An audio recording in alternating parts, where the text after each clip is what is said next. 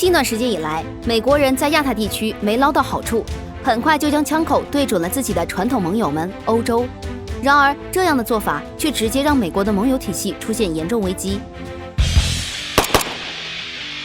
据英国路透社在8月17日的报道，随着美国本土的疫情导致经济大幅度下滑，美军一直在要求德国、日本、韩国等拥有大量美军驻军的国家分担其大部分军费，让美国的盟友体系出现裂痕。而在最近，欧洲与俄罗斯的北溪2天然气管道项目问题上，美国屡屡插手，试图垄断欧洲能源市场，这让德国方面十分恼火。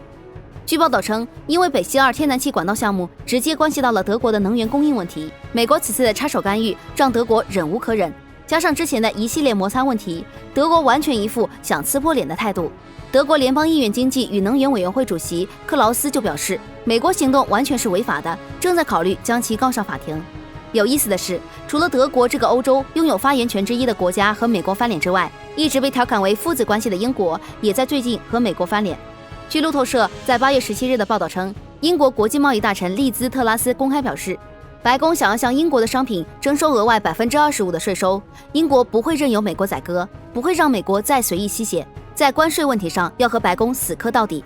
事实上，从欧洲几个核心国家的反对态度也可以看出，随着大西洋两岸的分歧愈发严重，美国一直以来用于维持自己霸权的手段之一盟友体系正在遭遇严重的危机。在过去的数十年，美国仗着自己的科技优势、军事优势，在全球肆意妄为，很多国家大多是忍气吞声，敢怒而不敢言。但是，随着美国开始快速陷入衰退，曾经的这些盟友国的反噬也会随之到来。尤其是其国内本身矛盾就十分尖锐，作为移民国家，始终是以利益作为捆绑手段，连最基础的国家意识都没有凝结。